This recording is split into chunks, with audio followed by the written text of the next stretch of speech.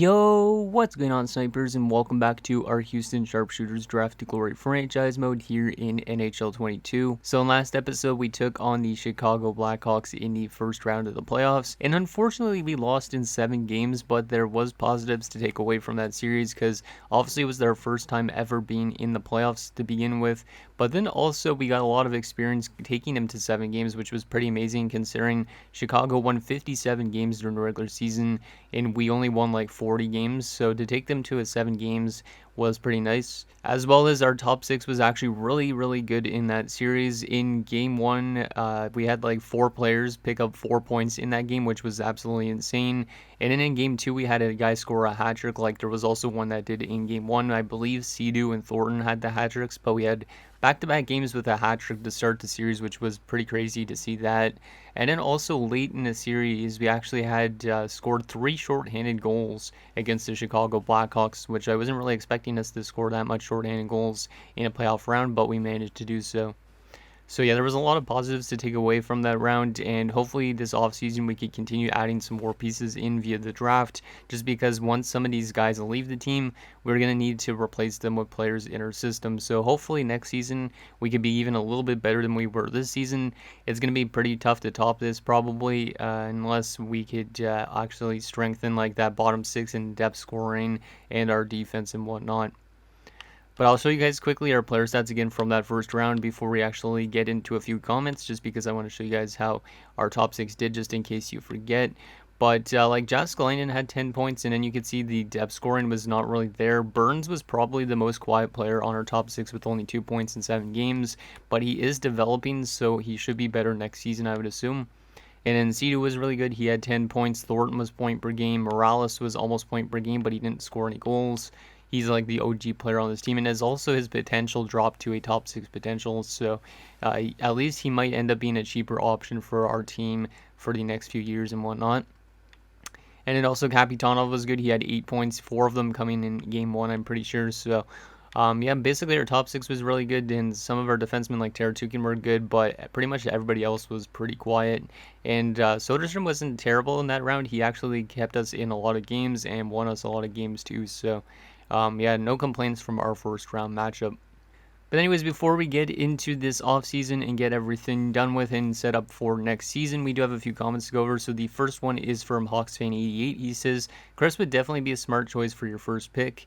He will definitely be a big help to your defense in the future. So let's take a look at Kress, because we also actually had a comment that I'll get to, yeah, Half Silly's comment. I'll get to that in a bit as well, because he actually says we should take Kress as well.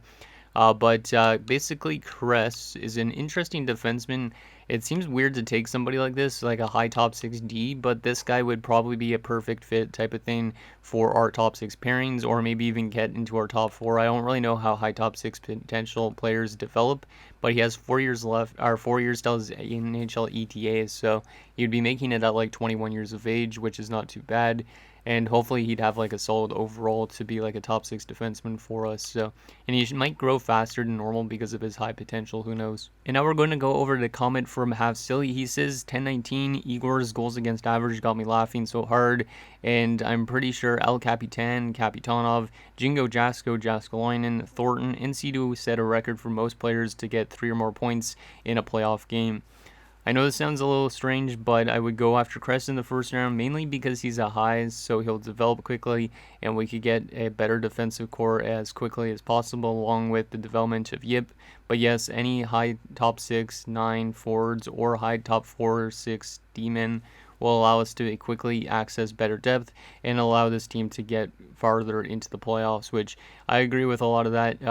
Obviously, we need to kind of just fill out what we need, which is depth scoring and depth defending. And then this team might be good, because currently we still have like Turris in our lineup, and Turris is only like a 73. But if we could get somebody like Kress to grow to like a 79, that would be a major improvement on our defensive core. And then the final comment is from Brockett6. He says, really enjoying the Draft to Glory franchise, and I really appreciate that, Brockett.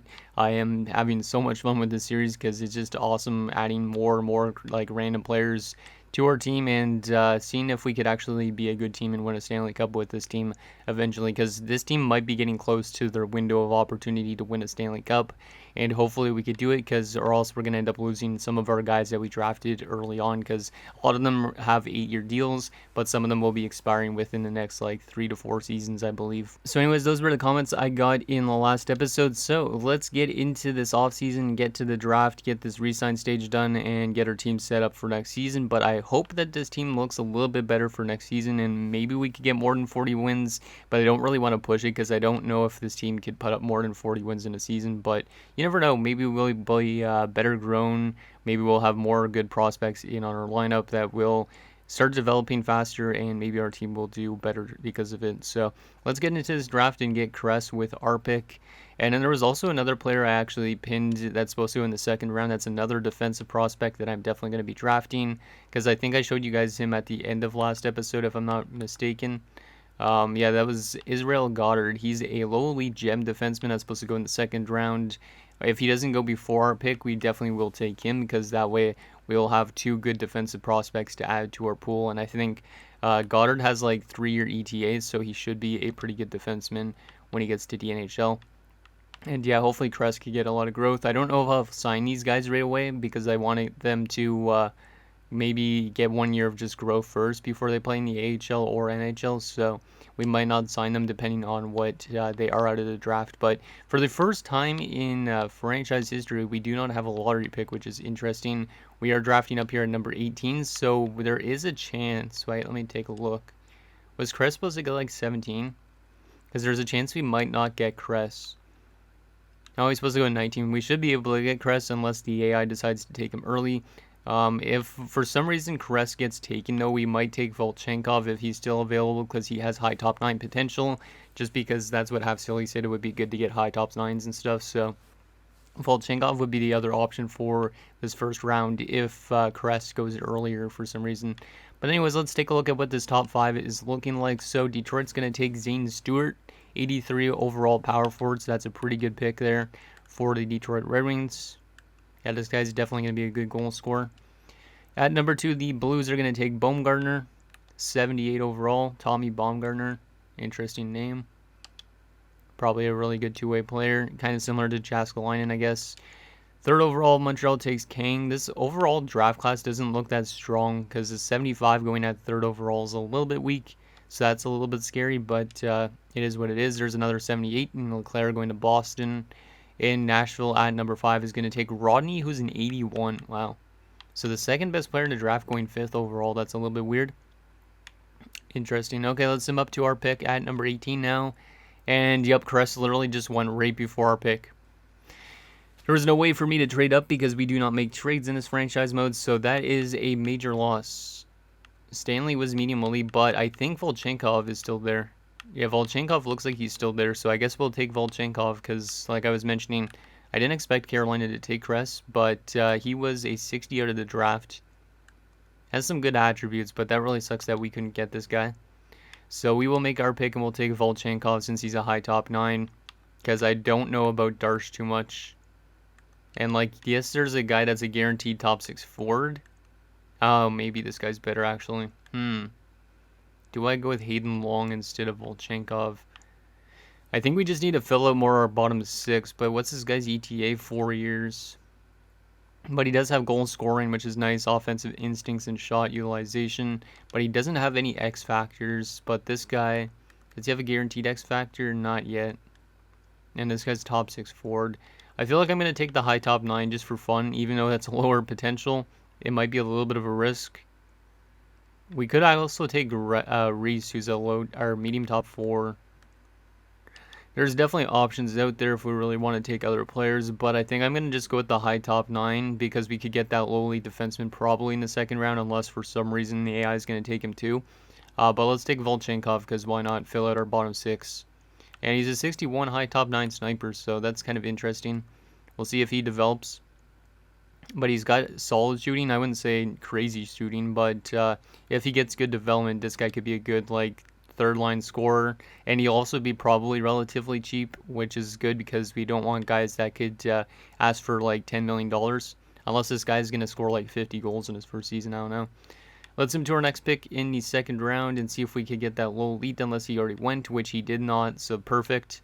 At least we get a defenseman in for our team. 17-year-old Israel Goddard, who is 3 years away, so he might end up getting to the NHL at 20 years of age, which would be pretty nice. So welcome aboard, Israel.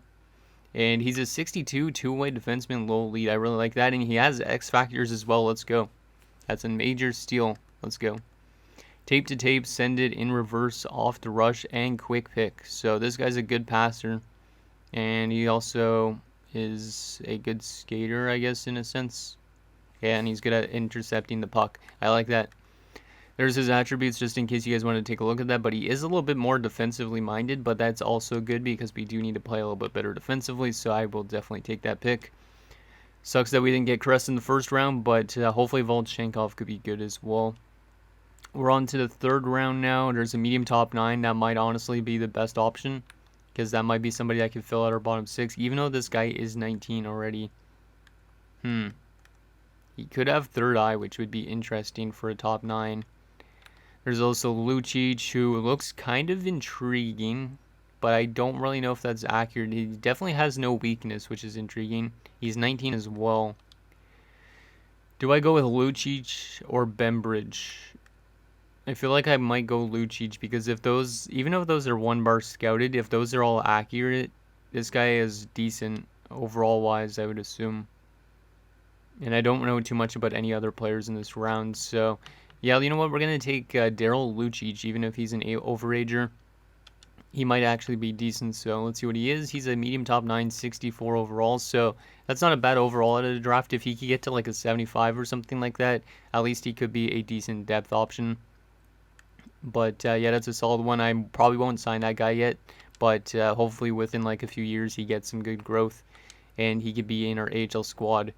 Now we're into our fourth round pick here.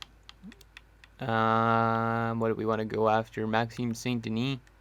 I honestly don't know what we want to go after here, because it looks like our scouts really didn't do a good job at like narrowing down everybody's potentials. This guy also has no weakness, and he's 5 years away, which usually guarantees it being an elite player, but I'm not 100% sure of that.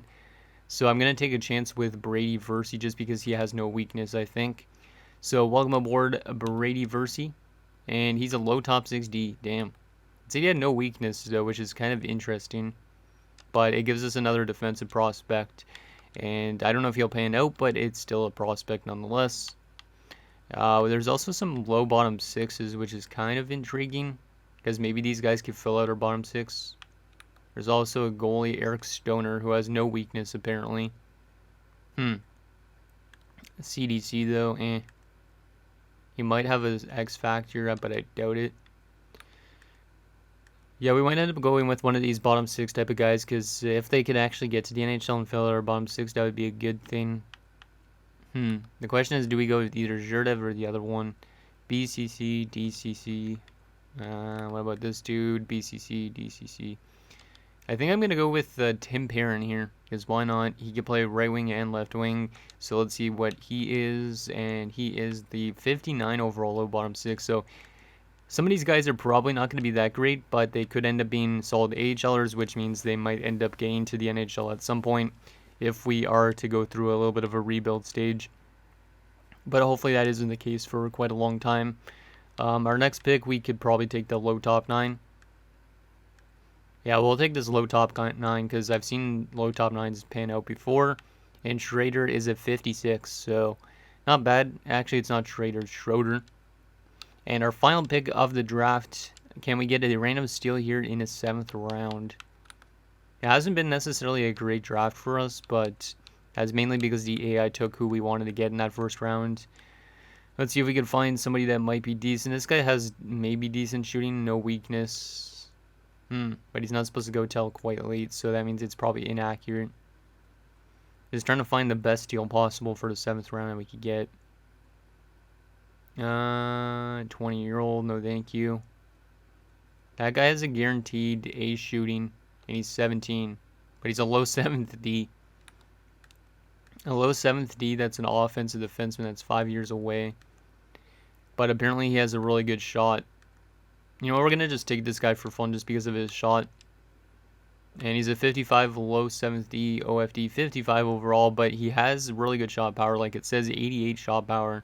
So maybe we just give this guy randomly an opportunity in the NHL. Maybe he'll be one of those defensemen that could get a lot of goals. Who knows? So that is our draft. It wasn't a huge successful draft really, but at least we picked up Volchenkov, who should be able to get into our bottom 6 at some point. Goddard's definitely the best player that we drafted, I think. And hopefully he pans out. Lucci isn't too bad either, being a top 9. But overall-wise, it's been probably one of the weaker drafts that we've had, I would assume. So that is our draft. Now we're going to get into the re-sign stage. And I don't think we have any big contracts up for renewal, which is good. We will re-sign our NHL head coach because I didn't realize Chris Tanev's contract is up. His overall actually dropped to a C, which is kind of concerning.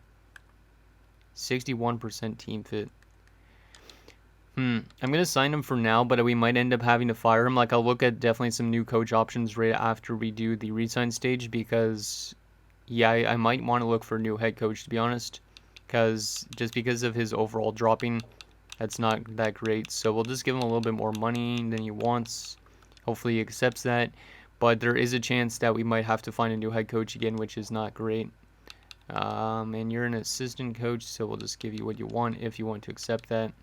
But yeah, hopefully we do not have to, or hopefully we could find maybe a better fit of a coach, because once the coach starts dropping off, it's not that great. So we might need to look for some new scouts at some point too, but I don't really want to look for new scouts, to be honest, because it just adds way much time to this off season. We got a couple scouts to sign. Any more? There's another one in the Extra Liga. But yeah, if we could find a new coach that has like a 68% scheme fit or something better than that, then will definitely help us, and hopefully a better overall than Chris Tanev, because his is dropping probably because of how our teams performed, but I could be wrong with that. Let's get to this re-sign stage and see what we got here. We have 49 out of 50 contracts, which is kind of bad. It means we probably will have to let go of some of these guys. But let's go to first our RFAs that we want to get back. So we'll just probably... Let me go to the bottom of this list, see what we got here. We'll probably just end up qualifying like all these guys. And then UFAs and stuff like that that are in the AHL, we'll probably let go of some of them. Or most of them, just because we want to get some younger guys into the system. Shoot should be really close to being to the NHL, which is good. So yeah, we'll qualify all these guys. Most of them should accept pretty soon. And Ferraro is probably going to end up being in our lineup in our bottom 6, I would assume. And that should be good. Let's go goalies. I might have to let go of some goalies at some point too. What do we got for UFA goalies? Oh yeah, I got to get Benson in for sure, which means I do got to let go of one of these RFA goalies, I think. So I think I'm going to let go of Joseph, who's been the worst of the two of these goalies. 9 shutouts last year for Braden Joseph is pretty nuts.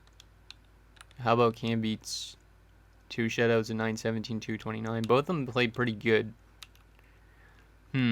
But since Cam Beats is younger, but he has lower potential, I think I'm going to let go of Cam Beats, even though it's kind of sucks, but he's a backup potential, and I would rather keep Joseph out of the two of them. So best of luck in free agency, Cam Beats. Sucks to let somebody go that's an RFA, but we had to do it. And let's go to our UFAs now here and sort this by overall. So Coroson's the big UFA that's going to want some money. He only wants 1.5. That's not terrible. I'm going to give him a 2-year deal because he's actually a respectable bottom 6 kind of guy now. See if he'll accept that. A lot of these other guys, though, might get replaced. So let's go to the bottom of this list first. Ladd could definitely be signed. He's a 68, low top 4. That's not bad. Low top 9 at 65 at 20. And don't really know if I like that. Let's take a look at his attributes. Yeah, I don't think that guy's really worth signing. So we're going to let him walk. And same with the Ramsey. And yeah, we'll probably let go of a lot of these other guys, to be honest. Which means Christopoulos, yeah, he's gone for sure. He was one of our first ever picks in the series. Dubnyk is also kind of dropping off, but was he in the NHL last year? No, he wasn't. He puts up good numbers in the AHL, to be honest. But I might have to let him go just because to get some guys into our AHL team. Turris was the guy that was in the NHL, so he's still going to get a contract. He wants $2 million though, which is kind of nuts. So let's see what we got here. Zubov wants $1 million. Some of these guys might actually play still in the NHL. I'm going to try and talk them down to less money, though. Hopefully some of them actually accept that. Lannon needs to be accepted, hopefully, as well, because he might still be in the bottom 6. He might be thrown to the AHL, honestly, next year. Turris, $2 million is a lot of money, but he might still be on our defensive core, to be honest. So I'll give him another contract, see if he could accept that. And then I think Agon is gone. He is gone, so we'll let him go. And Dubnyk and stuff like that, we might have to... I think I'm going to let go of Malhotra. Free up room for some of the younger guys. And then Dubnyk, I think I got to let him go as well, just to make room for some younger guys, to be honest. Kind of sucks letting some of those guys go, but it makes sense. And then we'll also get Janssen back as our backup if he wants to accept. And we need to still offer Joseph a contract, which I'll give him a 1-year deal for, and see if he wants $1 million. And then in terms of unsigned guys, I will wait on for now, but we might sign some of these guys for the AHL. Like Patan looks like he could play in the AHL already. But then again, him being 21, I don't know if he's AHL eligible. He probably is. So Chris Tanev has accepted as head coach, which is good, and Mestre is accepted. But there's a chance we might end up replacing them anyways, because we might need a new coach. Who knows? Let's go through this quickly and see if there's anybody that accepts that contracts. So Joseph is rejected. We'll qualify him for now as well. And then Goldobin and Turris both rejected, and same with Janssen. So Janssen we're going to give him a little bit more money to because we need him as our backup. We don't really actually have a lot of cap space, which is kind of scary. Especially with what the guys are demanding. So I think these other two I might have to let go of. But we could re-sign them in free agency now because they actually were players we drafted. So I will put these guys, though, in terms of...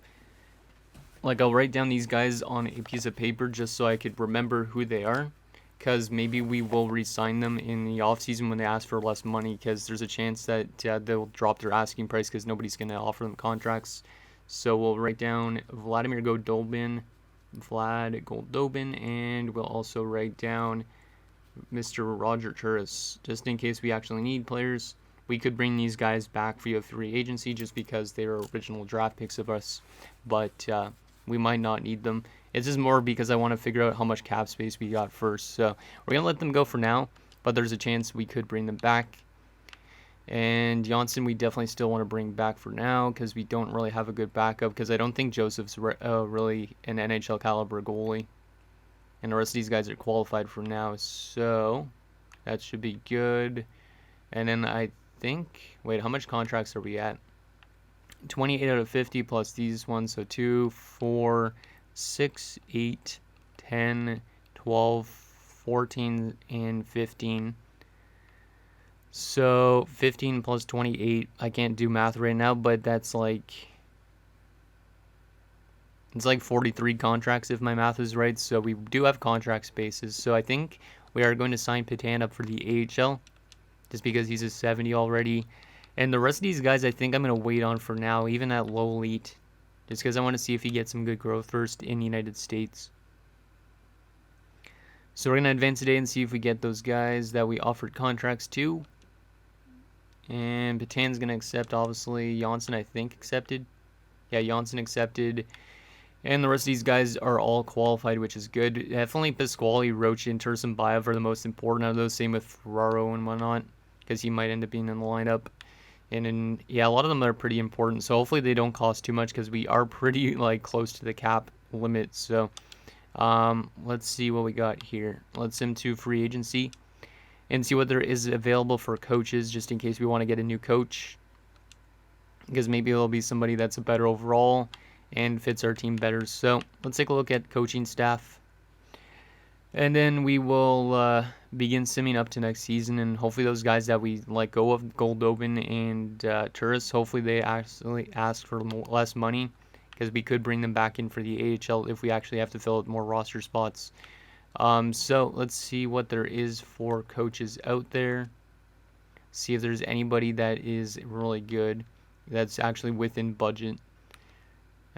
See what there is. Anything like 68 plus or no? Doesn't seem like it really, but we can't really tell right now. Maybe we'll have to wait till near the start of the season. Yeah, we'll probably have to wait till closer to the start of the season, so we'll wait on getting a coach right now. But let's begin simming up to next season. And hopefully a lot of those RFAs accept, and hopefully they don't get paid too much money, because we are pretty close to the cap floor, well, cap max to an extent, because of all the 8-year deals. So Tursunbayev is accepted, which is good. Means maybe he got offered a lot more money. Yeah, a lot of these guys might be getting offered their exact contracts from last year, which means they might get overpaid. Smolensky has been offered a offer sheet from the New York Islanders, which is kind of weird, because he's only a 67 overall. Why would you offer a 67 overall, $2.2 million? We don't get any compensation out of it. Is it only a 1-year deal, does it say? Yeah, it's only 1 year. We're going to just match this, but that's because we just want to keep a prospect in. But that's kind of weird, though, that the Islanders actually wanted to go after a 60-something overall and give him $1 million.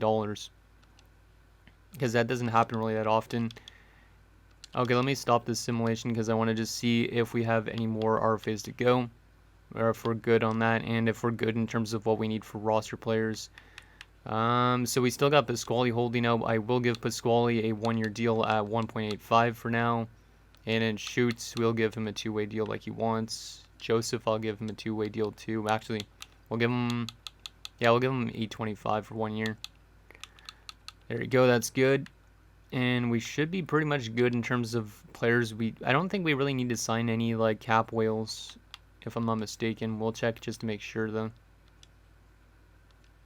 And there you go, Jurgen Schutz is accepted. Let me take a look at our cap space again. We still have $21 million, and we have 6 contract spaces available for cap whales, but I don't really think we need them. Yeah, I think we're good. What does our AHL defensive core look like, though, just in case we want to sign that low elite?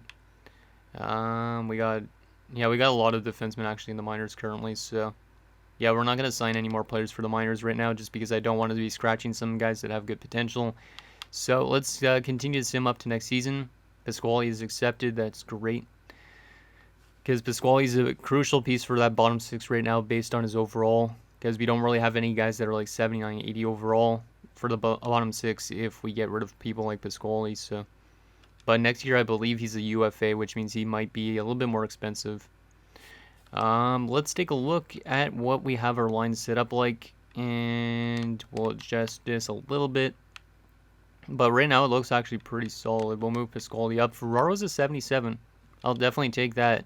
Gives our team actually a legitimate 4th line almost. But other than that, our forward core is looking pretty good. I don't think there's any way I can make this chemistry even better. Yeah, I think this might be the best we could do for chemistry. Yeah, we're going to probably leave it like that. And, ooh, the defense. Okay. We got to get rid of this negative. It might be because of Fenesankov, though. He does not really fit this team, which is unfortunate because he's a 77 overall. But I don't really have anywhere else I could fit him in unless I put him on, like, a top pairing. I could do that and then put Sedin and Yip together, but then... Oh man, I hate when chemistry is a little bit problematic. I could put Sedin down on the top 6, but I don't really know. If I give him power play time, he should be okay with his ice time. So I think... Yeah, I think I'll do something like this. Put Hedman with Yip, and then Sedin with Roach. And then basically Fenesankov is getting a lot more ice time than he should be, but it's basically because of chemistry. And then goalies are fine, and these 2 guys will probably just sit there on the bench, or I could send them down, I don't know. Depends if there's room for them in the minors. Let's take a look at special teams. They still look good. Sedina is still on the power play, which is nice. Yeah, our special teams still look really good, and our main lineup looks pretty solid, I think, as well. Because now we actually have like legitimate centers almost throughout our entire lineup. Ferraro doesn't actually have great face-off stats. He's a grinder. Anybody better than Ferraro? Yes, Tursunbayev. Nice. Okay, so Tursunbayev will be the fourth line center. And then we'll move Sidora over to the right side because he could shoot right. And Ferraro will play left wing instead. That looks pretty solid.